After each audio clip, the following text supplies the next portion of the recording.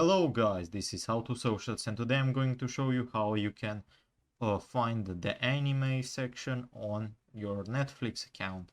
It's really easy, so let's not waste any more time and get right into it.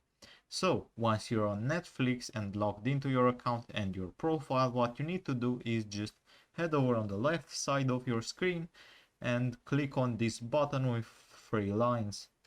This should open up a page like this, and among these options, which are basically categories, you should see anime, and this should take you to a list with all the animes that are on Netflix. Another option other than that is heading over on your search bar and just typing in anime, and this should open up a list of animes and as well a suggestion of categories, which are anime, Japanese anime, romantic animes, and just a bunch of stuff. And by clicking on one of them should open up that category, which for example in this case is anime.